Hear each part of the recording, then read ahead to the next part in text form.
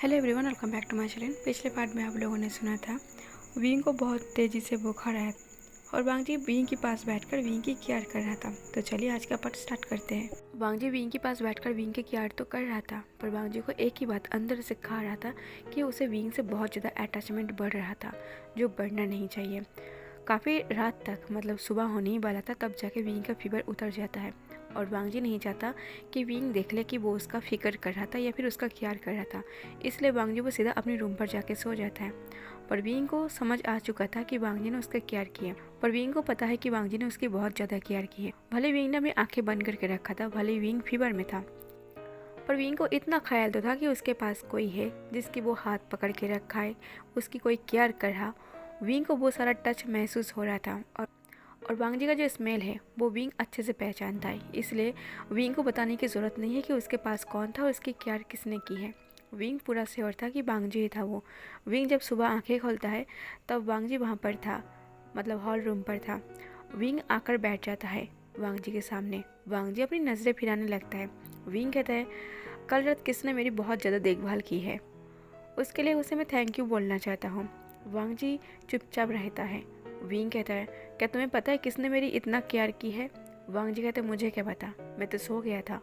और तुम्हें फीवर है? मुझे पता तक नहीं। विंग कहता है, अच्छा। वांगजी कहता है, अच्छा तो तुम्हारा फीवर था, तो अभी तुम कैसे हो? विंग कहता है, अभी भी मेरा फीवर है, तुम चेक करके देख सकते हो। और विंग थोड़ा हंसते हुए वो एकदम के लिए वांगजी पास पर आके बैठ जाता है, थोड़ा सा दूर, लेकिन वांगजी पास भी बैठता है। विंग कहते, वैसे तुम झूठ नहीं बोल सकते, क्या तुम्हें पता है? तुम्हारा झूठ साफ साफ पता चल रहा। वांगजी कहता है, कैसा झूठ? विंग कहते, कैसा झूठ? क्या तुम्हें नहीं पता? तुमने पूरी रात बैठ के मेरी केयर की है, मेरा पट्टी की है, और तुम बोल रहे हो कि तुम्हें नहीं पता? कल रात मेरा फीवर था, तुमने डॉक्टर को बुलाया और मेरी इतना देखभाल की, फिर भी तुम इस बात को छुपा रही हो। मतलब बुरा बनना इतना अच्छा लगता है तुम्हें? वांगजी कहते हैं, मैं बुरा ही हूँ, मुझे अच्छा मत कहो। विंग कहता है, वैसे तुम उतना भी बुरा नहीं हो जितना मैं समझता था। लगता है मुझे थोड़ा टाइम लेना चाहिए तुम्हें जानने के लिए। एक फिंगर वो विंग की फोrehead पर रखता है और उसे पीछे करते कहता है, मुझसे जितना चाहे उतना दूर रहो। मैंने थोड़ा केयर क्या कर दी, तुम तो मेरे पीछे ही पड़ गए। विंग कहता है, मैं तुम्हारे पीछे नहीं पड़ गया था, मैं बस ये बोल रही हूँ कि मैं गलत था। तुम जितना बुरे दिखते हो, जितना खड़ूस दिखते हो, उतना खड़ूस भी नहीं हो, तुम अच्छे इंसान हो। वांगजी थोड़ा डरावना आंखें से वो विंग को देखते हुए वो अपनी फेस को विंग की तरफ थोड़ा सा झुकाता है और डरावनी आंखों से देखते हुए उसे धीमी वॉइस में कहता, विंग। जैसे वांगजी ने विंग कहा था, विंग की सांसें एकदम के लिए अटक जाता है और वो साफ साफ उसके फेस पर दिख रहा था। और वांगजी भी वहाँ पर थोड़ा सा खुद को रोकता है, मतलब वांगजी भी उस चीज़ को महसूस किया था। मतलब दोनों के बीच में एक अजीब सा सीन चल रहा था। वांगजी फिर अपने टॉपिक को घुमाते हुए कहता है, तुम्हें अपना सोच बदलना नहीं चाहिए। तुम्हारी सोच यही है कि मुझसे ज़्यादा घटिया और मुझसे ज़्यादा बदतमीज़ इंसान नहीं हो सकता। तो सच वही है, मुझसे ज़्यादा बदतमीज़ और कोई नहीं हो सकता। तो मुझे बदतमीज़ी रहने दो, मुझे अच्छा बनने का शौक़ नहीं है, तो मुझे अच्छा मत बनाओ। तुम कल फीवर में थे तो मुझे तुम पर तरस आ रहा था। विंग तभी नॉर्मली हंसते हुए कहते, क्या तुम मेरे ऊपर तरस खा रहे थे? पर क्यों? वांगजी कहते, क्योंकि अगर तुम मर जाते तो इसका सारा कसूर मेरे ऊपर आ जाता। विंग कहता है, कैसे? वांगजी कहते, जैसे ही कॉलेज पर हम दोनों को लड़ते हुए सब ने देखा था और तुम मेरे घर में रह रही हो। अगर तुम फीवर में कल रात को मर जाते तो इसका सारा दोष मेरे ऊपर आ जाता और मैं अभी इस एज में जेल में नहीं जाना चाहता। विंग कहते, क्या तुम्हें इतना डर लगता है? वांगजी कहता है, नहीं, मुझे फालतू चीज़ में पढ़ना अच्छा नहीं लगता। विंग कहते, तो डॉक्टर तो दिखाया था तुमने, मेडिसिन देके वहाँ से चला जाना चाहिए था। वांगजी फिर से थोड़ा चिढ़ते हुए कहता है, तुम बोलना क्या चाहते हो कि मैं तुम्हारे पीछे पड़ चुका हूँ? विंग कहता है, नहीं, ऐसी बात नहीं है। वांगजी कहता है, सुबह सुबह ही बकवास करने लग जाते हो। ऐसा बोल के वो उठ के अपने रूम पर चला जाता है। विंग समझ गया था कि इस इंसान को चिढ़ाना थोड़ा मज़ेदार है। विंग इस घर में रह रह के बोर हो चुका था, इसलिए विंग चाहता है कि वो अब वांगजी को परेशान करेगा, क्योंकि वांगजी उस पर तरस खा रहा और विंग को ये चीज़ बिल्कुल भी पसंद नहीं है। अब तो विंग वही चीज़ करने लगता है जो वांगजी को पसंद नहीं। जैसे कि वांगजी को रात के 10 बजे के बाद लाइट ऑन करना पसंद नहीं है। वो जानबूझकर कभी कभार वो सारे लाइट को ऑन कर देता था, हॉल रूम का, बाथरूम का, और कभी कभार तो वो वांगजी के रूम पर जाके भी उसकी रूम की लाइट को ऑन कर देता था। वांगजी को इससे बहुत ज़्यादा चिड़चिड़ापन तो होता है, पर वो विंग को कुछ बोल नहीं पाता। कभी कभार तो वो वांगजी कॉफ़ी भी पी जाता था वांगजी को परेशान करने के लिए। वांगजी पहले तो कॉलेज में वो विंग से बहुत ज़्यादा लड़ता था और विंग भी वांगजी से बहुत ज़्यादा लड़ता था, पर इन दोनों के बीच में अब लड़ाई नहीं था। विंग चाहे कितना भी वांगजी को परेशान कर ले, पर वांगजी उस चीज़ को वो बस शांति से ले रहा था, उसे लड़ना नहीं था विंग के साथ। और ये बात विंग को भी समझ में आ रहा था कि चाहे वो कितना भी वांगजी को परेशान करने की कोशिश करे, पर वांगजी परेशान नहीं हो रहा, वो बहुत ज़्यादा शांत है। ये सोचकर विंग भी थोड़ा परेशान हो जाता है कि आखिर वांगजी को हुआ क्या, वो इतना चेंज कैसे हो सकता है। विंग उससे बहस करने की कोशिश भी करता है, तो वांगजी उसका शांति से जवाब देकर वो वहाँ से हट जाता है। वांगजी के चेहरे पर ना तो कोई मुस्कुराहट होता है, ना तो कोई लड़ाई होता है, और ना तो वो पहले जैसा विंग को गुस्से से देखता है। बस विंग की कुछ भी नादानी हरकतें हो, विंग की कुछ भी बेहुदा सवाल हो, या फिर विंग उसे परेशानी कर ले, वांगजी का एक कोल्ड रिएक्शन होता है, एकदम शांत, और वो वहाँ से चुपचाप चला जाता है। वांगजी को अंदर से गुस्सा भी आता है कि वो उसका केयर करना चाहता है, पर वो दिखा नहीं पाता, या फिर वो विंग का केयर नहीं कर सकता। इसी नोकझोंक में विंग वांगजी घर पर रह रहा था। 2 महीना हो गया था और प्रिंसिपल ने वांगजी से 2 महीने का वक्त लिया था, पर ये बात ये दोनों नहीं भूल गया था कि उसे इस घर में 2 महीने के लिए रहने देना है, और विंग ये भूल गया था कि उसे इस घर में 2 महीने रहना है। उसके बाद उसे अपना जगह ढूंढ लेना है या फिर उसका घर ठीक करवा लेना है, वो विंग का प्रॉब्लम है। पर ऐसे ही चलते हुए साओ शिनचैन एक दिन विंग से मिलने आया था उसके घर पर। विंग की दादी की डेथ हो गया था और विंग बहुत ज़्यादा अपसेट था अपनी दादी के लिए, और साओ शिन को लग रहा था कि उसकी दोस्त को उसकी ज़रूरत है, इसलिए वो विंग से मिलने आया था। विंग अपनी बेडरूम पर था और साओ शिन उसके सामने बैठा हुआ था। साओ शिनचैन को देखकर विंग की आंखों से आंसू बूंद में गिरता है, जो साओ शिनचैन देख लेता है। साओ शिनचैन कहते हैं, अब तुम क्या करोगे? तुम्हारी दादी की भी डेथ हो चुका है, शायद कुछ दिन में तुम्हारी माँ भी वापस आ जाएगा। विंग कहता है, मैं तो यही सोच सोच के परेशान हो रहा, और मैं लास्ट टाइम के लिए अपनी दादी को भी नहीं देख पाया। तभी साओ शिनचैन विंग की दुख को समझने की कोशिश कर रहा था। विंग की आंखों में आंसू था और वो अपनी हालत पर रो रहा था कि आखिर वो क्या करे। साओ शिनचैन कहता है, तुम वांगजी घर से काफ़ी टाइम से हो, वो तुम्हें परेशान तो नहीं कर रहा? विंग कहते हैं, नहीं, अब वो प्रॉब्लम नहीं है, अब हम लड़ते नहीं हैं। साओ शिनचैन कहता है, वैसे वांगजी इतना भी बुरा नहीं है। विंग कहता है, शायद वो इतना भी बुरा नहीं है। विंग ऐसा बोल के वो कुछ टाइम के लिए शांत हो गया था। उसकी आंखों में अभी भी आंसू था। साओ शिनचैन उसकी दोस्त था, तो उसके सामने वो अपनी इमोशन को कंट्रोल नहीं कर पा, और साओ शिनचैन भी वो चुपचाप विंग के सामने बैठा हुआ था और विंग को रोते हुए देख रहा था। वो कोशिश कर रहा था कि वो विंग को किसी तरह संभाल ले। साओ शिनचैन कहता, विंग रो मत। विंग कहते, मैं पहले से बहुत ज़्यादा ठीक हूँ, अब मैं जॉब भी कर सकता हूँ। क्या तुम मेरी हेल्प कर सकते हो एक जॉब ढूंढने में? और मुझे अपना कॉलेज भी स्टार्ट करना है। मैं 2 महीने के ऊपर हो गया मैंने कॉलेज नहीं गई, और 2 महीने से ऊपर हो गया मैं वांगजी घर पर हूँ। अब 2-4 दिन में मुझे जाना है। और ये सारी बातें वांगजी दरवाजे के पास में खड़े होकर सुन रहा था। विंग की सारी बातें। वांगजी को गुस्सा आ रहा था कि उसके पीठ पीछे विंग ने साओ शिनचैन को बुलाया था, उसे बिना बताए। ऊपर से विंग उसके सामने रो रहा था, जो वांगजी को बिल्कुल भी बर्दाश्त नहीं होता। वांगजी गुस्से से वो खड़ा था और वो विंग की सारी बातें सुन रहा था। साओ शिनचैन कहता है, मैं पूरी कोशिश करूँगा। ऐसा बोल के साओ शिनचैन जो दूर बैठा हुआ था वो उठ के विंग के पास पर बैठ जाता है और उसके आंसू को पोंछते हुए उसको हक कर लेता है। विंग भी साओ शिनचैन को हक कर लेता है और हक करके वो और भी रो पड़ता है। तभी साओ शिनचैन फिर से वो विंग से अलग होते हुए उसके आंसू को पोंछते कहता है, अब रोना बंद करो, जो होगा देखा जाएगा। विंग कहते, शायद तुम ठीक बोल रही हो। साओ शिनचैन विंग की रोने को बंद करने के लिए और उसके मूड को ठीक करने के लिए उसकी एयर पर कुछ कहता है धीमी वॉइस में, जिस वजह से विंग तुरंत ही वो लाउडली स्माइल करने लगता है। और विंग स्माइल करते हुए कहता है, क्या तुम्हारे दिमाग में ये बातें कैसे आया? साओ शिनचैन कहता है, सच बताओ, ऐसा है ना? विंग कहता है, बिल्कुल भी नहीं, तुम कुछ गलत सोच रही हो। तभी वांगजी वहाँ से चला जाता है विंग को ऐसा हंसते हुए देख के। वांगजी को इस बात पर भी गुस्सा आ रहा था कि वो साओ शिन के सामने वो रो रहा था, और वांगजी को इस बात पर भी गुस्सा आ रहा था कि वो साओ शिन के सामने लाउडली स्माइल कर रहा था। वांगजी तो वहाँ से चला जाता है, पर साओ शिनचैन अभी वो विंग से वही बात कर रहा था उसी टॉपिक पर। साओ शिनचैन कहता है, सच में बता, वांगजी तुम्हें ऐसी बर्दाश्त नहीं कर रहा, मुझे लगता है वो तुम्हें पसंद करने लगा। और साओ शिनचैन ने वो विंग के एयर पर वही बात किया था, और साओ शिनचैन की बात सुन के विंग को लाउड स्माइल आ गया था। विंग कहता है, वैसे ये गलतफहमी तुमने कैसे पाल ली? ये बात दोबारा मत कहना, अगर उस बांगजी को पता चल गया ना, वो मुझे जान से ही मार डालेगा। वो मुझे बर्दाश्त ही नहीं करता। और तुम बोल रहे हो कि वो मेरे प्यार में पड़ चुका है। साओ शिनचैन कहता है, मैं बस मजाक में बोला। विंग कहता है, और मुझे समझ में आ चुका था, इसलिए मुझे हंसी आया। वैसे इस बात को मजाक में भी मत बोला करो।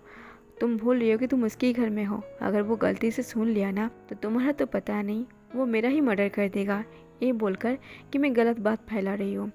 साओ शिनचैन कहता है, चलो ठीक है, मैं तो तुम्हें हंसाने के लिए बोला था। देखो फाइनली तुम हंस रही हो, और फिक्र मत करो, कुछ ना कुछ बंदोबस्त हो जाएगा।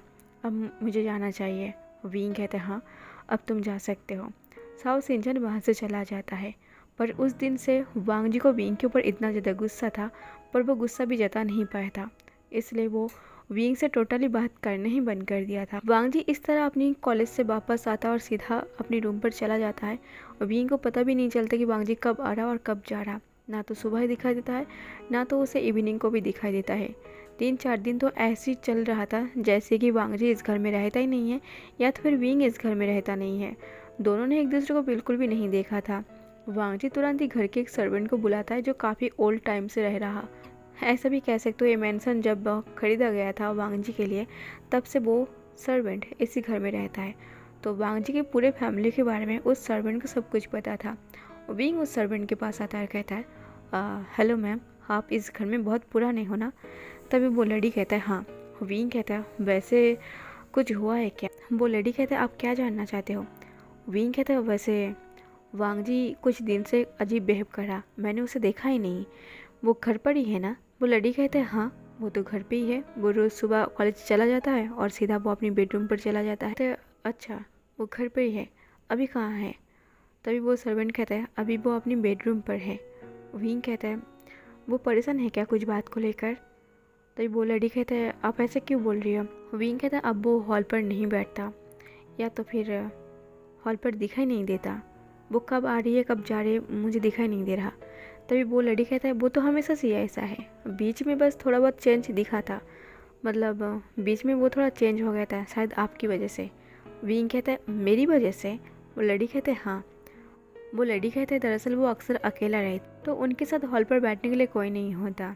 आप थे तो शायद वो इसलिए हॉल पर बैठ रहा था, आपसे बातें कर रहा था। विंग कहता है, पर अभी भी मैं हूँ तो फिर? वो लड़ी कहता है, मुझे नहीं पता, वैसे वो इंसान बुरा नहीं है। विंग कहता है, हाँ वो इंसान बुरा तो नहीं है, मुझे भी समझ आ चुका, पर वो बहुत गुस्सा करता है, बहुत अखड़ू है। तो वो लड़ी कहता है, वो इसलिए है क्योंकि उन्हें लोगों से मिलना पसंद नहीं है, लोगों से अटैचमेंट से उन्हें प्रॉब्लम है। वो किसी से कोई रिश्ता नहीं रखना चाहता, बस आप ही नहीं, वो तो अपने माँ बाप से भी रिश्ता नहीं रखता। विंग कहता है, क्या? विंग थोड़ा शॉक्ट हो जाता है ये बात सुन के। वो लेडी कहते हैं, हाँ वो तो अपनी माँ को भी बर्दाश्त नहीं करता इस घर में, वो इस घर में बिल्कुल अकेला रहता है। अगर वो आपको इस घर में झेल रही है तो आप उनके लिए कुछ खास हो। विंग कहता है, नहीं मैं कुछ खास नहीं हूँ, वो बस मेरे ऊपर तरस खा रहा। विंग की बात सुन के बुलेडी हंस पड़ता है। विंग कहता है, वैसे वो लोगों से इतना नफरत क्यों करता है, मतलब अपने माँ बाप हर एक लोगों से दूर क्यों भागता है? आखिर कुछ हुआ था क्या उसकी पास्ट में? तो वो लेडी कहता है, मुझे जितना पता है वो अपनी माँ से बहुत ज़्यादा अटैच था बचपन में, और वो अपनी माँ से बहुत ज़्यादा प्यार करता था, पर उसकी माँ ने उसको हॉस्टल भेज दिया था 8 साल की एज में। तब से वो अपनी माँ से नफरत करने लगे हैं, और तब से उन्हें इस अटैचमेंट से डर लगता है, क्योंकि वो अपनी माँ से बहुत ज़्यादा अटैच था। उनकी माँ जब उन्हें हॉस्टल भेज दिया था तब बहुत मुश्किल से वो अपनी माँ के बिना जीना सीखा था। तो वो एक उनको डर है, अगर वो किसी से अटैच हो जाएगा तो शायद वो उसे छोड़ देगा। विंग कहते हैं, अच्छा ऐसी बात है क्या? तो वो लेडी कहता है, हाँ। ऐसा बोल के वो लेडी वहाँ से चला जाता है। विंग ऊपर रूम की तरफ देखने लगता है जहाँ पर वांग जी का रूम था, पर विंग कुछ नहीं कहता। विंग भी ऊपर अपने रूम पर चला जाता है। विंग अपनी रूम पर जाके वो बालकनी में बैठकर एक पन्ने और एक पेन लेकर वो कुछ पोइट्री लिख रहा था। और इधर हम वांग जी को दिखाते हैं। वांग जी एक रूम को ओपन करता है, जिस रूम को शायद काफ़ी टाइम से बंद करके रखा था। उस रूम पे तो धूल भी पड़ चुका था। वांग जी उस रूम को ओपन करते लाइट को ऑन करता है। वहाँ पर गुड चिन्ह था, जहाँ पर एक कपड़े से ढका हुआ था, उस कपड़े को हटाता है और उस गुड चिन्ह को वो अपने हाथ से टच करता है। एक गुड चिन्ह वांग जी की दादी का था। वांग जी 8 साल तक वो अपनी दादी के साथ रहता था और अपनी माँ के साथ। पहले 8 साल तक वांग जी की ज़िंदगी बहुत खूबसूरत था। उसकी माँ उससे प्यार करता था, उसकी दादी भी उससे प्यार करता था और वांग जी अपनी माँ से और अपनी दादी से बहुत ज़्यादा अटैच था। वांग जी की दादी को गुरचिन प्ले करना बहुत ज़्यादा पसंद था और वो बहुत अच्छा गुरचिन प्ले करता था और वांग जी भी अपनी दादी के पास से वो गुरचिन प्ले करना थोड़ा थोड़ा सीखा था। पर जब वांग जी 8 साल का था, वांग जी की दादी इस दुनिया को अलविदा कह देता और मैडम लैन, जो हमेशा बिजनेस में बिजी रहता है, हस्बैंड वाइफ दोनों ही, वो जब बिजनेस के लिए वो कुछ काम से बाहर जाता था तो वो लान वांग जी को अपनी सास मतलब वांग जी की दादी के पास वांग जी को छोड़ कर जाता था। तब वांग जी को इतना ज़्यादा फ़र्क नहीं पड़ता था क्योंकि वो अपनी काम ख़त्म करके वो वांग जी के पास आता था और वांग जी को वो दोबारा प्यार करता था। तो इसलिए वांग जी को ये प्यार कभी कमी महसूस नहीं हुआ था। पर वांग जी की दादी जब इस दुनिया को छोड़कर चला गया, वांग जी को देखने के लिए कोई नहीं था। वो सर्वेंट के भरोसे वांग जी को छोड़ नहीं सकता और उनकी बिजनेस के लिए उन्हें बाहर अक्सर जाना पड़ता था। इसलिए मैडम लैन वो वांग जी को हॉस्टल पर भेज दिया था और वांग जी को इसी बात पर गुस्सा था क्योंकि वो अपनी माँ को बहुत ज़्यादा मिस की है। वो जो हॉस्टल में सहा है, जिस वजह से वांग जी आज भी अपनी माँ से नफरत करने लगता है। और आज जब वो उसे विंग से अटैच हो रहा, शायद इस चीज़ से भी वांग जी बहुत ज़्यादा मुश्किल में था। वांग जी कोशिश करता है वो विंग से दूर रहेगा, पर दिल नहीं मानता। वो हमेशा वो विंग के बारे में ही सोचने लगता है। वांग जी जब गुरचिन प्ले करता है, वांग जी की आंखें बंद था और तभी गुरचिन का जो धुन है वो विंग के कान तक जाता है। विंग एकदम के लिए अपने हाथ को रोक देता है और उस धुन को सुनने लगता है। विंग उस धुन में वो एक एक कदम पीछे लेता है, उसी रूम की तरफ जाता है। विंग दरवाजे के पीछे जाके खड़ा हो जाता है और वो वांग जी को गुरचिन प्ले करते हुए देखता है। जब वांग जी गुरचिन प्ले कर रहा था, उस धुन के साथ मैच करते हुए विंग अपनी लिखी हुई पोइट्री जो था उनमें से एक पोइट्री को विंग सॉन्ग बना देता है। वांग जी गुरचिन प्ले कर रहा था और विंग सॉन्ग प्ले कर रहा था। वांग जी जब गुरचिन प्ले करना बंद कर देता है, वांग जी धीरे से अपनी आंखें को खोलता है। देखता है कि विंग उसके बिल्कुल सामने बैठा हुआ है। उसके फेस पर एक स्माइल है। वो हंसते हुए वांग जी के चेहरे को देख रहा था और वांग जी इस चीज़ से थोड़ा सा अलर्ट हो जाता है क्योंकि विंग की हंसी नॉर्मल नहीं था। वांग जी बस एक कोल्ड फेस लेकर वहाँ से उठकर जा रहा था क्योंकि उसे विंग को इग्नोर करना था। विंग तुरंत ही उठकर खड़ा होकर वो वांग जी के सामने आके खड़ा होता है, उसको रास्ते को रोक देता है और कहता है, क्या बात है, तुम मुझे इग्नोर कर रही हो क्या? वांग जी कहता है, साइड हट जाओ। विंग कहता है, अरे अगर तुम इग्नोर कर रहे हो तो बता दो। वांग जी कहता है, मुझसे दूर रहो। विंग कहता है, वैसे तुम काफ़ी अच्छा गुरचिन प्ले करते हो और तुम्हारी धुन में एक सैडनेस था, काफ़ी पेनफुल था। क्या तुम किसी बात को लेकर परेशान हो? ऐसा बोल के वो वांग जी की आंखों में देखने लगता है और वांग जी विंग की आंखों में देख रहा था क्योंकि इस सवाल का जवाब वो विंग को नहीं देना चाहता। विंग कहता है, बताओ, क्या कुछ बात है जिस वजह से तुम परेशान हो? अगर तुम मुझे बताओगे तो तुम्हें अच्छा फील होगा, मैं तुम्हारा हमदर्द बनूंगा। वांग जी कहता है, तुम मेरे हमदर्द नहीं बन सकते। ऐसा बोल के जब वांग जी जा रहा था उस रूम से, तभी विंग वांग जी के हाथ को पकड़ लेता है। विंग सीरियस था। वांग जी पहले अपने हाथ को देखता है जहाँ पर विंग ने पकड़ कर रखा था, फिर वो विंग के चेहरे को देखने लगता है। वांग जी के चेहरे पर एक गुस्सा था। विंग कहता है, बात क्या है? आखिर तुम बता सकते हो, ऐसे परेशान होने की क्या ज़रूरत है? तुम वो इंसान नहीं हो जो इंसान तुम दुनिया को दिखाते हो। वांग जी गुस्से से कहता है, मैं वही हूँ जो सबको दिखता है और मैं वही हूँ जो तुम्हें दिख रहा। विंग कहता है, पर मुझे तो कुछ और ही दिख रहा। तो वांग जी खुद को और कंट्रोल नहीं कर पाता क्योंकि वांग जी खुद को काफ़ी कंट्रोल करके रखा है। गुस्सा, नफरत, जो भी अपने दिल की बात हो वो सब कुछ कंट्रोल में रखा है।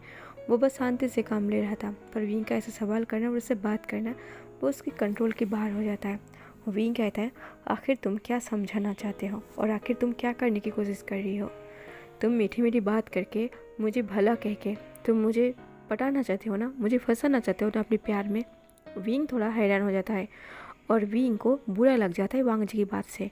वांग जी कहता है, बताओ, तुम मुझे फंसाना चाहते हो ना? तुम चाहते हो कि मैं तुम्हारे प्यार में गिर जाऊँ और तुम्हारे प्यार में पागल हो जाओ, तुम्हारे पीछे पीछे घूमो?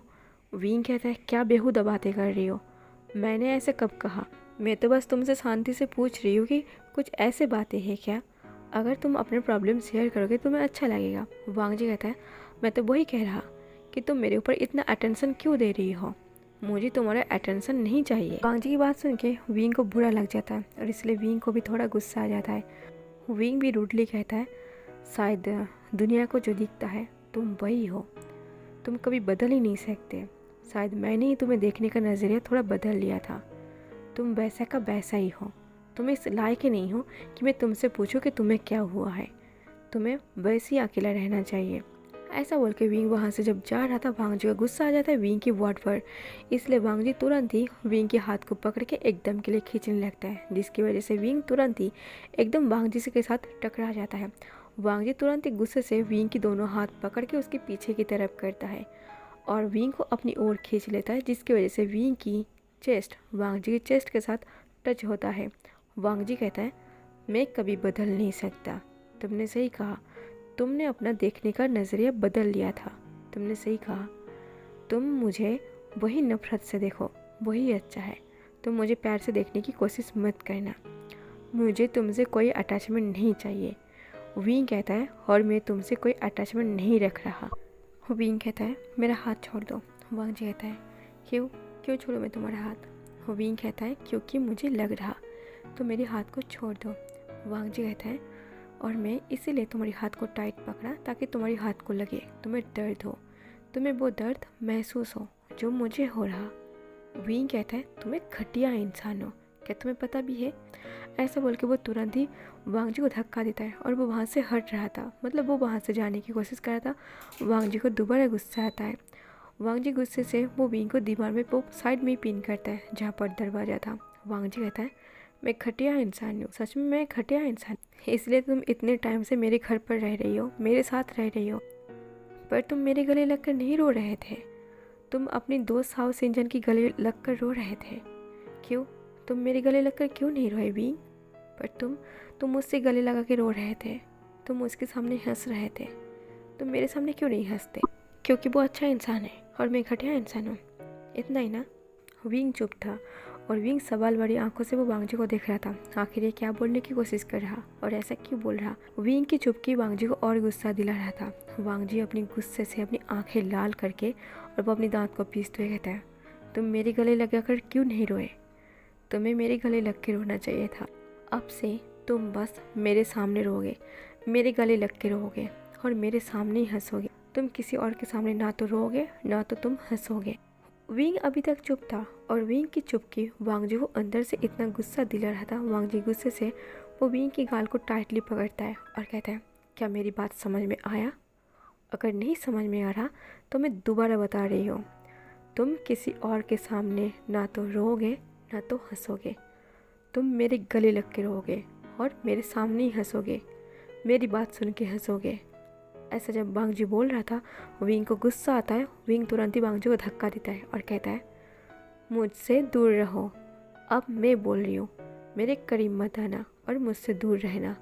जब ऐसा बोल के जा रहा था, वांगजी अभी भी वहाँ पर खड़ा था। तो फिर डिसाइड है, 2 महीने कंप्लीट हो चुका है, अब तुम्हें इस घर को छोड़ के चला जाना चाहिए। ये कदम एक पल के लिए रुक जाता है। वैसे विंग इस घर से जाने ही वाला था। विंग कुछ नहीं कहता, विंग चुपचाप अपने बेडरूम पर चला जाता। जैसे ही सुबह होता है, वांगजी नींद से उठता है तो वांगजी को रियलाइज़ होता है कि कल विंग के साथ वो काफ़ी गलत बिहेवियर की है। इसलिए वांगजी नींद से सीधा उठकर वो बाहर आता है।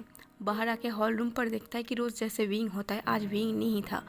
इसलिए वांगजी वो हॉल पर बैठ जाता है। वांगजी को अपने आप पर थोड़ा सा गुस्सा आ रहा था और उसे वो बात सोचकर भी बुरा लग रहा था कि शायद विंग को वो बहुत कुछ सुना दी है और विंग को शायद बुरा लगा होगा।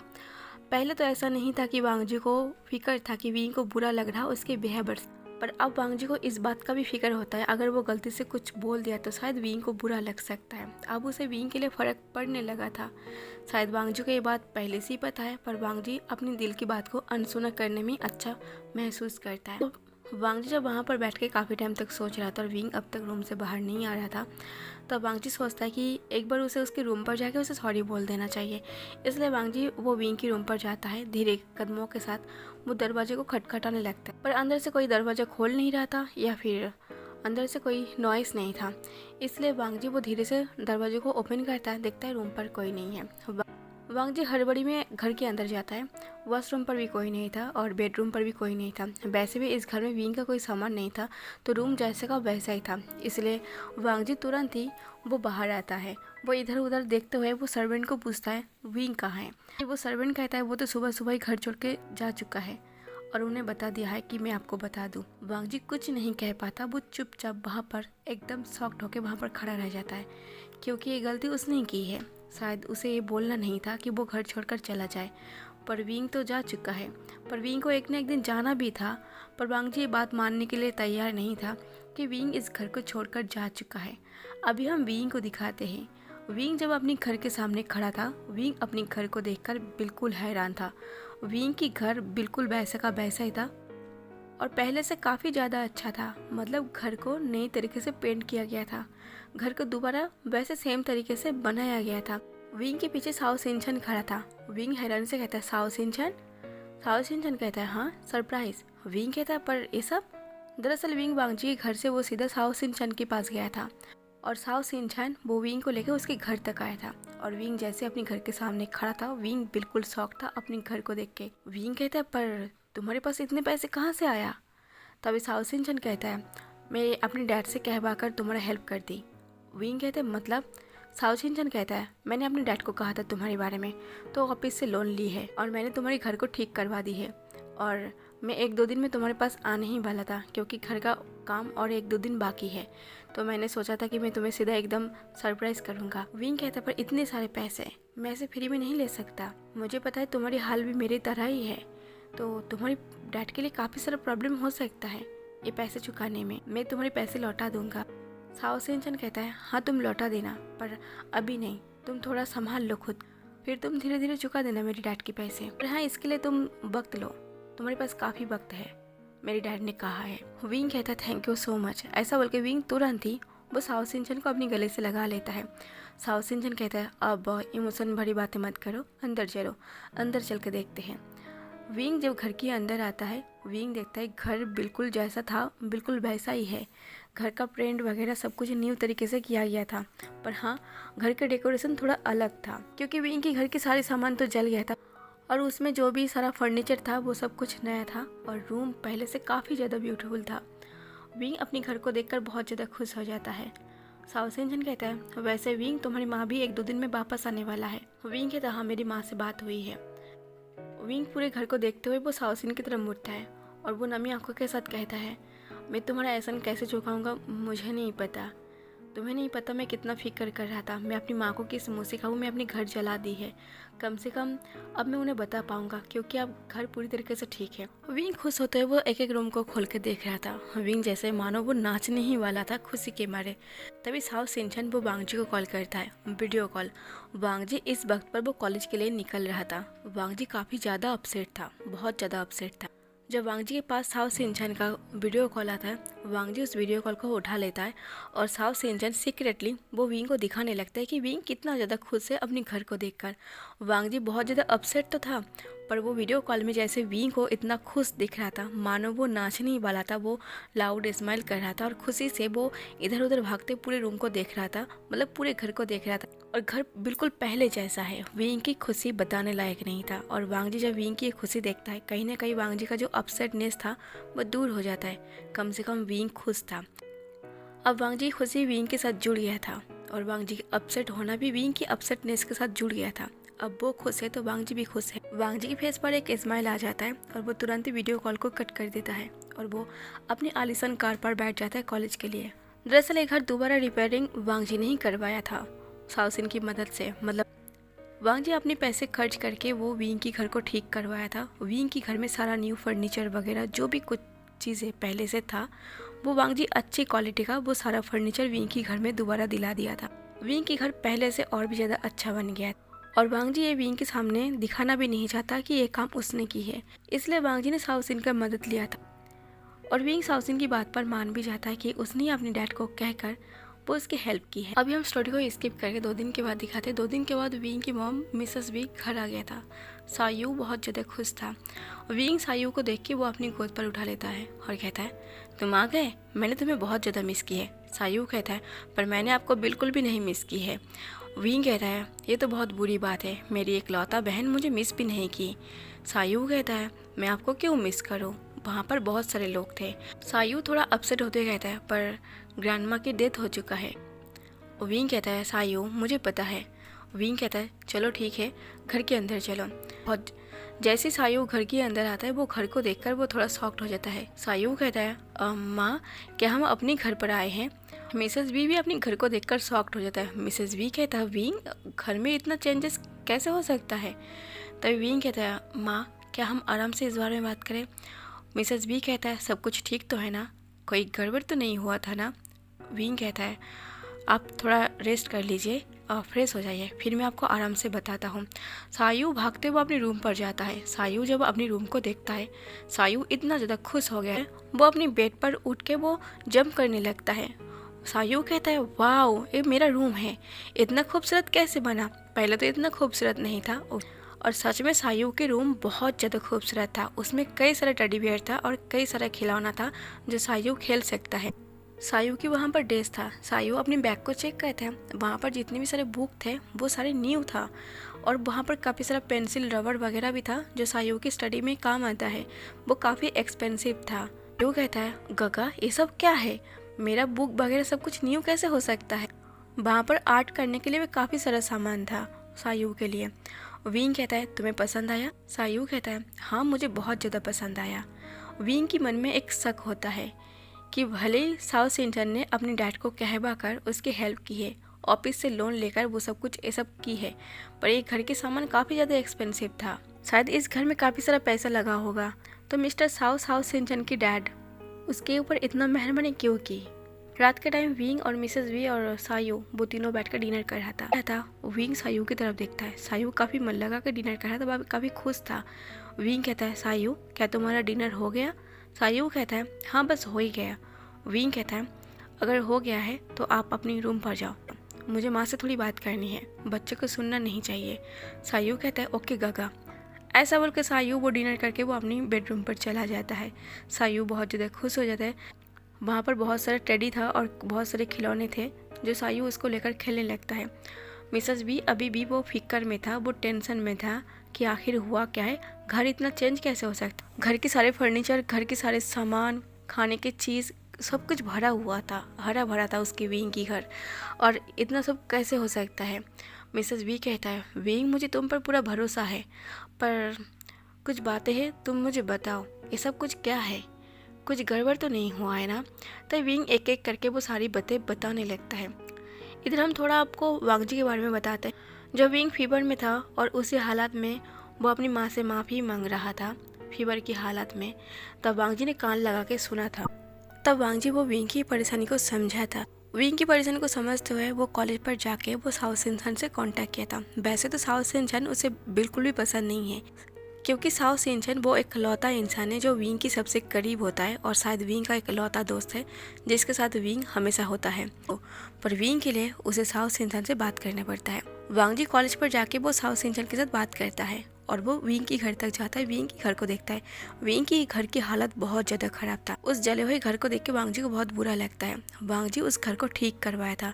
घर जब पूरी तरीके से पेंट वगैरह ख़त्म हो गया था, वांगजी खुद हाथों से वो सारा फर्नीचर, सारा सामान खरीदा था और वांगजी अपनी खुद की पसंद पूरे घर को सजाया था और वांगजी उस रूम को उसी तरीके से डेकोरेट की है अपनी पसंद से। और वांगजी ये सब करते वक्त वांगजी काफ़ी ख्याल रखा था ताकि विंग को और सायू को और मिसेस वी को पसंद भी आए।